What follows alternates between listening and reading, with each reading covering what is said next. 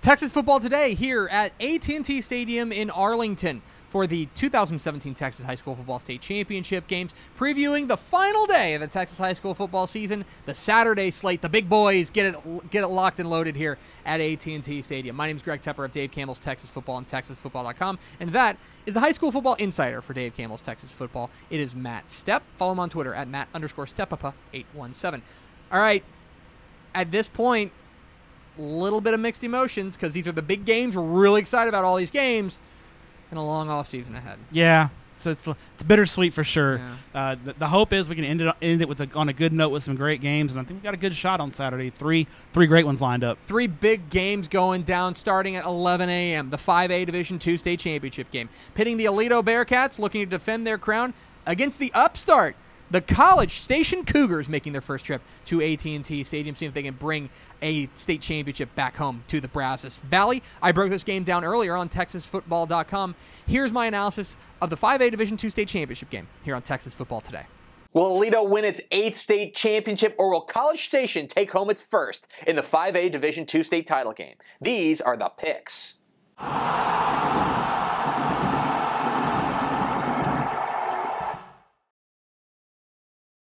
Welcome into the Picks in partnership with All-Star Inflatables, your guide to the Texas High School Football State Championship games. My name is Greg Tepper of Dave Campbell's Texas Football and TexasFootball.com. Thank you so much for tuning in. Today, we're previewing the 5A Division II state title game. 11 a.m. Saturday at AT&T Stadium in Arlington. It's the Class 5A Division II State Championship game between the Alito Bearcats and the College Station Cougars. What are the keys to this matchup? Well, key number 1, 3 yards, and that is the magic number for College Station's defense. We know what Alito wants to do. They want to run the ball with their outstanding sophomores, running back Jace McClellan and quarterback Jake Bishop. If they get more than 3 yards a carry, that's going to be bad news for College Station because they need to contain this running game with their defensive line led by Marquise Conchola. That is the question. Can the College Station defense step up and slow down this Bearcats rushing attack, or will Alito keep on running? Key number 2, Marquez Perez on the move. If you haven't seen College Station's quarterback Marquez Perez, you are in for a real treat. This kid is special. Not only is he a fantastic thrower, but he is arguably most dangerous when he is outside of the pocket because he can take off and run. He's got the speed to do it, or he can just extend the play and wait for his receivers to get open. He could have a very big game against this Alito defense if they're not going to contain him. It's up to James Williams, the big defensive lineman, and their secondary, led by Aaron Hale, to contain Marquez Perez and make sure he doesn't have a big game. So, who wins out when the outstanding signal caller for the Cougars takes aim at the Alito defense? And key number 3, special teams. So let's work under the assumption, and I think it's a good one, that this game will be pretty close. Two pretty good teams going at it on a neutral site. We expect it to be pretty good. It should come down to special teams. And I'll tell you that Alito's special teams in their semifinal win over Mansfield Legacy was a bit of a boondoggle. Essentially, aside from some great returns from Trey Owens, they got beat in the special teams game pretty handily by Mansfield Legacy. That can't happen if they're going to win this game because College Station has a couple of big-time playmakers, a great kicker in Alan Gurrieri, and 2 great returnmen in Jalen Campbell and Harrison Wellman. So, can Alito clean up their special teams, or will College Station win that ever-important third phase? Who am I picking? I'm going with Alito. The defending champs deserve to start this game as the favorite, and especially the way that they are running the ball with Jace McClellan and Jake Bishop. It's going to be very hard for this College Station defense to slow it down. Beyond that, remember, they are used to being here. They have been in the state championship games a lot recently, while College Station is making their first trip here. Look, if Marquez Perez has a big day, then College Station can absolutely win this game. But for now, I think that Alito wins the 5A Division II State Championship.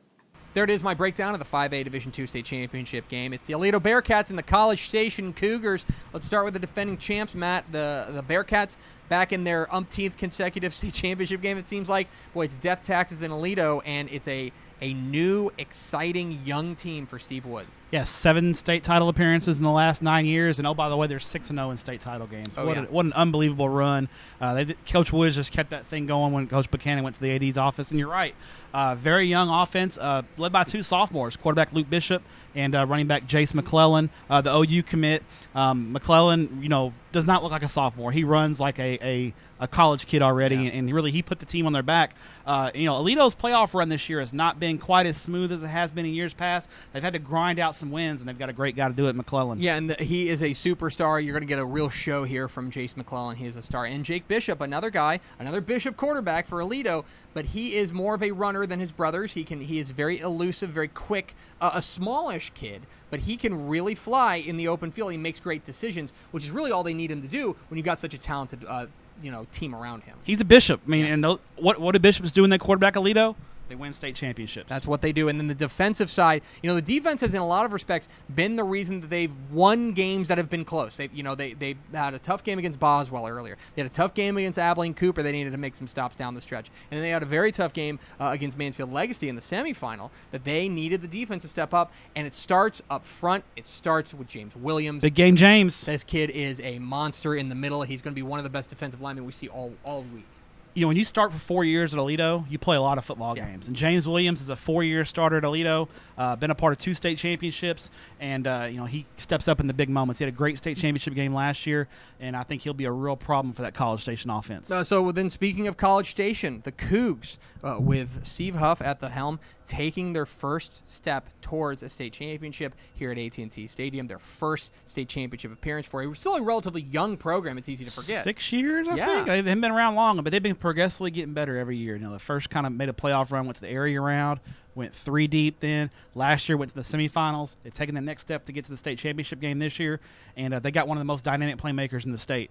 Marquez Perez is a superstar, and he is a guy who's going to put on a show here. If you haven't seen him, he is really fantastic. A very good passer. I think he's an excellent passer, but where he does the most damage is with his legs. Our producer, Max Thompson, likes to call him Sonic the Hedgehog because he is in full speed every direction. He's always moving, and for me, and I mentioned it in the breakdown I did a little bit earlier, when he escapes the pocket, he is maybe more dangerous than he is inside the pocket. Absolutely. When he's outside the pocket and in space, he's really a hard guy to get down. Number one, you got to get your hands on him. Mm-hmm. Then when you get your hands on him, he'll break tackles and he'll make big plays. I think priority 1 from Alito is going to be trying to containing him and make someone other than Perez beat them. And then on the defensive side, look, again, the numbers for College Station aren't going to blow you away. This isn't a defense that slows you, that stops you in your tracks. This isn't a defense that's going to shut you out. But they are that bend, don't break defense, and where they may have an advantage is up front. Marquise Conchola, their big defensive lineman, had a great year. Yeah, Alito's fairly young on the offensive line. Alito had that great offensive line last year with, I think, 3 Division I players on it. All those guys are gone. They're a little bit younger up front, and they've at times had some issues moving the football offensively. So, maybe College Station, if their front line can do it, I think their skilled kids in the secondary can match up. Look, I mean, the real story is that, College Station's going to need a giant game, a heroic game from Marquez Perez, because he is their big X factor. He's the guy who can put the team on his back and do it. If he does it, he becomes legend in College Station, but it's very tough against an Alito team that's used to being here. Easier said than done, and I think that's going to be the key. Alito, this is old hat for them. Yeah. They've been there. This is all new to College Station, and Coach Steve Wood, the wily veteran, big games. He's been in a ton of them as an assistant and as a head coach, and I think he's going to keep his kids pretty composed in this game. It's the 5A Division II state championship game between the Alito Bearcats and the College Station Cougars going down here at AT&T Stadium at 11 a.m. on Saturday, the first of a triple header here at AT&T Stadium. All right, Step, 5A Division II. You going with Alito? Going on a big limb and taking Alito. Yeah. Oh, okay. One of the most decorated programs in the state. Yeah, real brave of you. I am also taking Alito. I think their defense is really underrated, and once that running game gets going with Jace McClellan and Jake Bishop, it can be very hard to slow down. So I'm going with the Bearcats.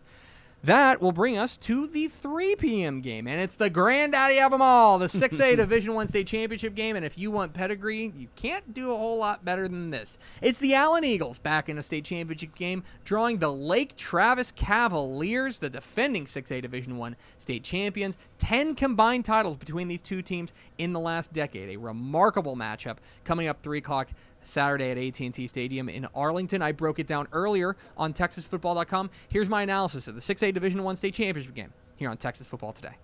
Two teams that have combined for 10 state championships in the last decade will collide for the 6A Division I title. These are the Pics.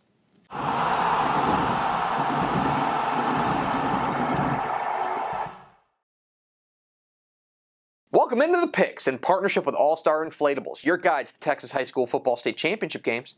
My name is Greg Tepper of Dave Campbell's Texas Football and TexasFootball.com. Thank you so much for tuning in. Today, we're previewing the 6A Division I state title game. 3 o'clock Saturday at AT&T Stadium in Arlington. It's the Class 6A Division I state championship game between the Allen Eagles and the Lake Travis Cavaliers. What are the keys to this matchup? Well, key number one, Lake Travis's quarterback situation, which is suddenly up in the air. Full disclosure, we are recording this on Sunday, so we still do not know the status of Matthew Baldwin, the star quarterback for Lake Travis. He suffered an apparent knee injury in the late stages of their state semifinal win over Katy. That cast his status for the title game in doubt. We don't know what his status is going to be, but we do know that it's probably unlikely that he's going to be 100% if he plays at all. So let's work under the assumption for a second that he's not going to play, that he'll have to be held out for the state championship game.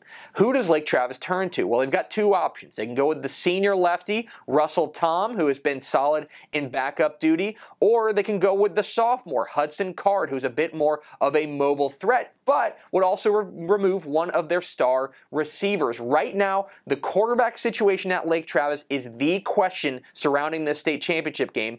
Who takes the snaps and how do they handle the game? Key number two, Allen's pass protection. So Allen's offensive line has been arguably the strength of the entire team all year long, but in their semifinal win over Round Rock Cedar Ridge, it was not good, especially in pass protection. Grant Tisdale, their quarterback, got sacked 7 times by a quick-footed Cedar Ridge defensive front, and so that's going to have to improve, especially with guys like Cade Langston and Reed Bacon coming to town for Lake Travis. They can get after the quarterback in a hurry. How does the Allen offensive line handle the pressure that Lake Travis is going to bring? And key number three, game-breaking receivers, because both teams have them, and this is going to be a lot of fun to watch. Allen's got Theo Weiss, and this kid has been very special. He can go up and get it with the best of them. It seems like whenever they need a big play, they turn to Weiss, and he delivers. Well, the same can be said for Lake Travis with their outstanding junior Garrett Wilson, who might be the single most explosive player we're going to see at the state championship games this year. So, on the big stage, which game-breaking receiver steps up? Who am I picking? I'm going with Lake Travis. I've agonized over this pick. We actually paused the video so that I could sit and think about it for a couple of minutes because there's kind of things that worry me on both sides. Allen's pass protection is a big problem. If they do not protect Grant Tisdale, then things are going to go south for that offense in a hurry. And on the other side, obviously the quarterback situation for Lake Travis is way up in the air. This is a really tough game to call, I'll be honest, and I really have no idea. So here's what I'm leaning on. I'm leaning on the Ric Flair principle. That states that to be the man, you got to beat the man. Right now, Lake Travis gets the champion's advantage. I think Lake Travis wins the 6A Division I state championship. That guy doesn't know what he's talking about. That's the 6A Division I game coming down here at AT&T Stadium, 3 o'clock on Saturday. The biggest classification, some of the biggest stars, some of the biggest teams. Let's start. You know, we usually start with the defending state champs. We probably need to do that. Tip our cap to the Lake Travis Cavaliers, who, look, I think both of us picked Katy to beat them in the semifinal. Yeah. But we've talked about the Ric Flair principle, how to be the man, you got to beat the man, woo. And Lake Travis is the man, and they proved it last week with a really impressive win over Katy. You know, I thought going into that game, Lake Travis would have a disadvantage playing in the rain and the cold against that run-based offensive Katy. Exact opposite. It seemed like Lake Travis thrived in that kind of weather. And, you know, Hank Carter had a couple of tricks up his sleeve. You know, Lake Travis likes to do that they always have a few wrinkles, and they work to perfection against Katy. But what was most impressive to me was their defense. Mm-hmm. You know, Lake Travis's defense doesn't get talked about as much, and they struggled early in the year. They've really come on in the playoffs, peaking at the right time, holding Katy to 14 points. Super effort from them. It's a Nathan Perotti is the name to know for this Lake Travis defense. He's had a fantastic year, and he will need to have a fantastic game against Allen. You know, offensively for Lake Travis, this is the typical Lake Travis attack. They want to throw the ball. They want to get it out of their quarterback's hand, and that's where the question comes about Matthew Baldwin, their quarterback. The Ohio State commit is he went out of the game against Katy late in the win. We have heard from Hank Carter himself. He says we expect him to play. He was feeling better than we thought he was going to be feeling. Great news for Lake Travis fans. That's great news for Lake Travis. I mentioned this in the preview. Let's work under the assumption, for some reason or another, Matthew Baldwin can't play or he's not good enough to play. They have a couple of options. They can go with Tom, the senior, or they can go with Hudson Card, the sophomore. Hudson Card is also one of their star receivers. So really, I think if Matthew Baldwin plays, they are much better with Matthew Baldwin playing than not. I think that's a pretty obvious thing, but it's not like they're up a creek without him. No, I really like Hudson Card. Yeah. I think if Baldwin can't go, I'd like to see Card play quarterback because he adds that different dimension of being able to run the football. And he's the next guy. He's going to be the guy next year. He's taking snaps. He started the game against San Antonio Madison in the first round of the playoffs when Baldwin did not play. So I think I would go with Card. But I think you're right. If Baldwin plays, you put Card back at receiver. Now you've got two dynamic weapons out there because the other guy you haven't mentioned yet. Go right ahead. Mr. Garrett Wilson is a player. Last week, he caught a touchdown pass, threw a touchdown pass, and ran for a touchdown. He plays defense in certain situations. He returns kicks. I mentioned it on Twitter. He's the drum major. No, he's not the drum major, but he does it all. Stirs for a Gatorade, yeah. Yeah, he's just a dynamic playmaker and really, really fun to watch. He is a lot of fun to watch, and he is a game breaker for Lake Travis on a team that is full of them. So then you go to the Allen side, and look, Allen needs no introduction. This is the obvious, maybe the preeminent Texas high school football program because of their size, because of the stadium, because of their reputation, and they are living up to that reputation. They've got playmakers offensively. Grant Tisdale, their quarterback, I think has really started to grow, but to me, their offense begins and ends with the running game with Brock Sturgis, who's a real star. Yeah, this isn't the real flashy Allen team of Kyler Murray. This is more of a physical, kind of grinded out Allen squad, and Brock Sturgis kind of fits that mold. He's a physical running back. He'll run through contact. He likes to stay between the tackles. He's not going to try to look to run to the edge. He's going to stick it right in there between the tackles and try to run guys over. So he kind of fits the personality of this Allen football team, which really predicated on their defense. And the defense as well. The defense has been fantastic for them all year long. They have faced some teams with some weapons, and they've been able to shut them down. So it's going to be interesting. And again, the one thing you have to continue to mention with Allen is that they have unmatched depth. And when you are the largest school in the state, what that does for you is it's not just that you have a third string and a fourth string and a fifth string. It's that your second string is so good, and it's much better than your opponent, and that's a big advantage for Terry Gamble and company. Especially against an offense like Lake Travis, which is going to try to go some more tempo. They're going to try to wear you down. You can't really do that against Allen. They rotate defensive linemen very liberally, and there's no drop-off from their first unit to the second unit. I mentioned this in my video, but one spot where I think this game will be decided is in pass protection for Allen, because last week against Round Rock Cedar Ridge, you were at the game.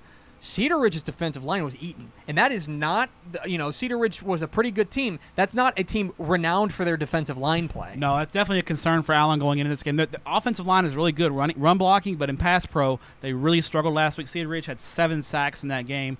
Tisdale, they couldn't throw the ball. Yeah. And I think if that happens again this week, the state championship game, I think that could be real trouble for Allen, because you don't want to be a one-dimensional offense against Lake Travis, because Lake Travis, Hank Carter's a defensive guy by nature. You look at Lake Travis and you think, oh, they're a spread offense, real flashy. Hank Carter likes defense, and he coaches it up well, and his staff does a good job. And I think Lake Travis, if they turn Allen one-dimensional, huge advantage for the Cavaliers. I think you're exactly right. And so it's going to be a good one. 3 o'clock Saturday here at AT&T Stadium in Arlington, the Allen Eagles taking on the Lake Travis Cavaliers for the state championship in 6A Division I. This is very hard to call. I've agonized over this pick. There's things that I really like about both teams, and there's things that that worry me about both teams, to be real honest, coming into this game. Who are you going with? I'm going with Lake Travis. Okay. I think the Cavaliers get it done.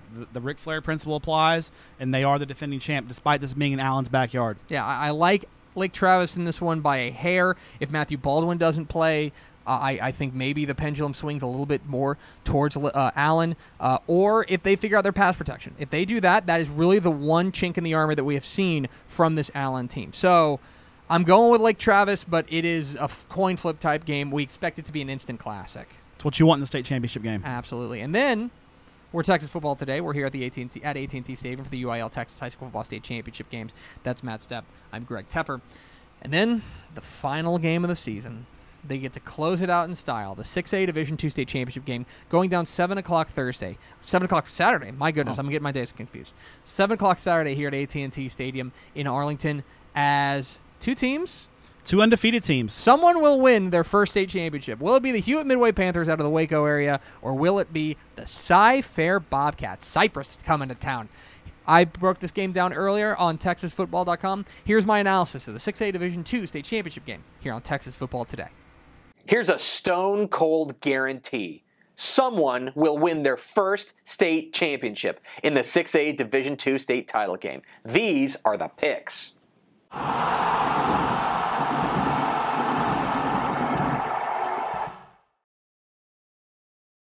Welcome into the Pics in partnership with All-Star Inflatables, your guide to the Texas High School Football State Championship games.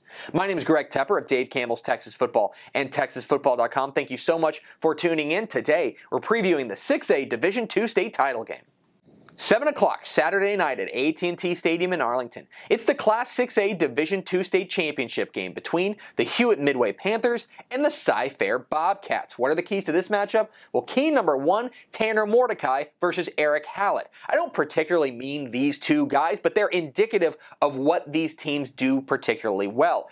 For Midway, it's their quarterback Tanner Mordecai who guides this offense that has been so explosive all year long. A Mr. Texas football finalist. He can throw, he can run. The Oklahoma commit is a fantastic quarterback. And on the other side, it starts on the defense for Cy-Fair, led by their outstanding defensive back, Eric Hallett. He comes up with the big plays at the big moment in that outstanding secondary. And so, when you've got strength on strength, the Midway offense against the Cy-Fair defense, who wins out?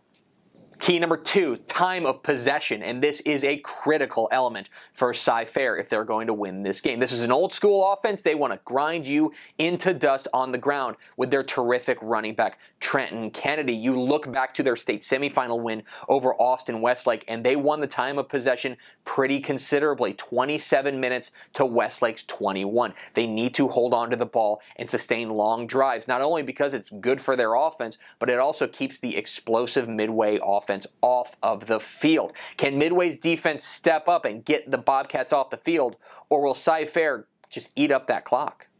And key number 3, title game jitters. There are some games, the Texas High School Football State Championship games, where the teams have been there a lot, like Travis, West Orange, Stark, Carthage. Those teams are used to playing on the biggest stage of them all. Neither of these teams have essentially any experience here.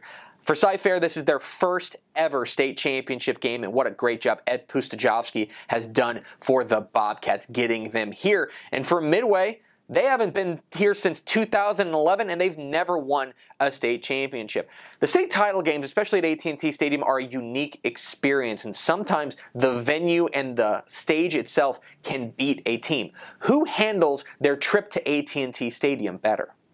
Who am I picking? I'm going with Midway. Not only do I think they have the single individual best player in quarterback Tanner Mordecai, but I also think their running game is very good with running back James Fulbright. On the other side, their defense is a little bit underrated. Their front seven, very good, led by defensive lineman Jackson Player. The key for Cy-Fair here is to keep this score as low as possible. Win with your defense and win with time of possession. Grind it out with Trenton Kennedy and hit a couple of play-action plays with their quarterback Cam Arnold. I think this game is close. I think this game may come down to the final minutes, but I think Midway wins the 6A Division II state championship. There it is, my breakdown of the 6A Division II state championship game, pitting the Midway Panthers out of Hewitt. Not Waco, Hewitt, different city. Right, different city, right? It's weird. The school, or is it a part of Waco? The school is in Hewitt, and the stadium is in Waco. The city limit runs right through the campus. So the stadium's in Waco. So when you date line it at a game, it's Waco, but the school is located in Hewitt. Shrug. So it's the Midway Panthers taking on the Cypress Fairbanks Bobcats. Let's start with Midway. This is a team back in the state championship game looking for their first state title. And if you are into quarterbacks, you will get one of the very best in the state because Tanner Mordecai is coming to town. Yeah, another OU commit. So Sooner fans have several commits playing over the weekend that they'll be interested in. And Mordecai, really an impressive quarterback, a true dual threat guy. Mm-hmm. He can run it, he can throw it.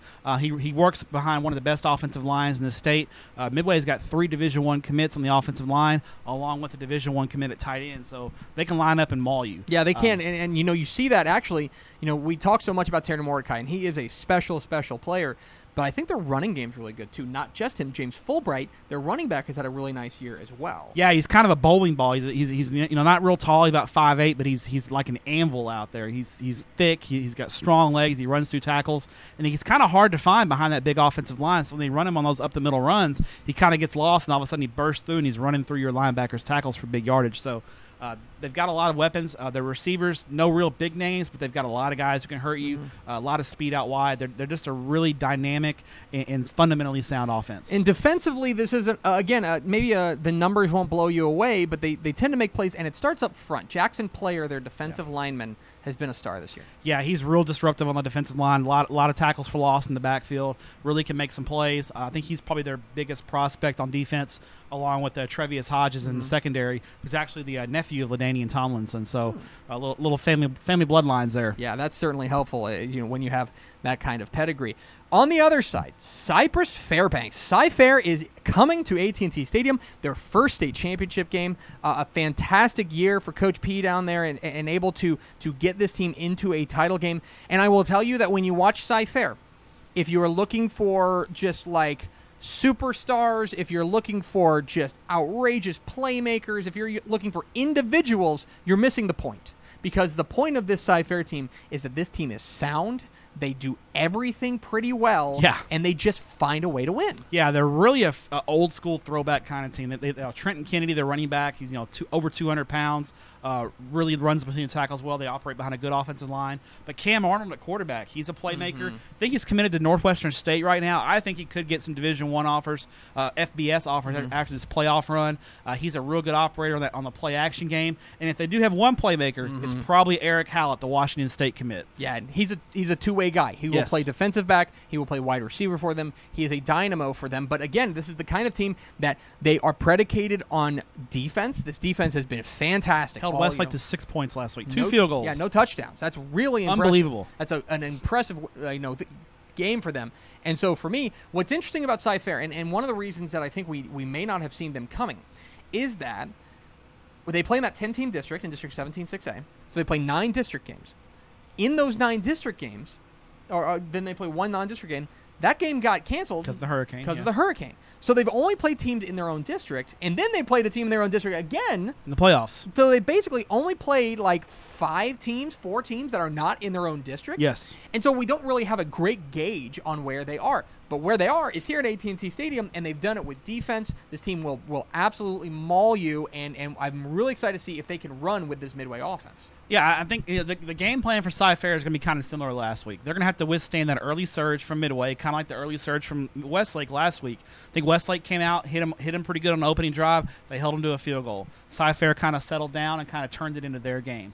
Midway is going to want to get the tempo up a little bit, get the game up in the 20s and 30s. Cy-Fair wants to keep it low scoring, so I think after about a quarter and a half, we'll get kind of a feel for whose kind of game this is. I think this is going to go one of two ways. Either Midway is going to pull away and win by double digits, or Cy-Fair could win in kind of a bloodbath slugfest, similar to what we saw last week. Time of possession, very key for Cy-Fair. They don't want to get in a shootout.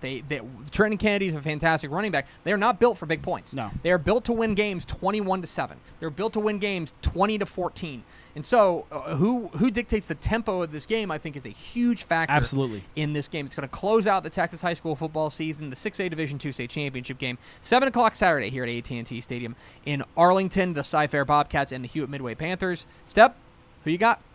I'm going with Midway. I think there's too many playmakers on offense, and I think they find a way. They crack the code of that really good Cy-Fair defense. I think you're right. I think that they're able to find a way past this Cy-Fair defense, and beyond that, I think that the magic number for them is maybe about 28. If they get 4 touchdowns, I'm not sure Cy-Fair can keep up offensively. That's really where I'm at with it. If they get to that point, I think that they will probably win the game. So I like Midway as well.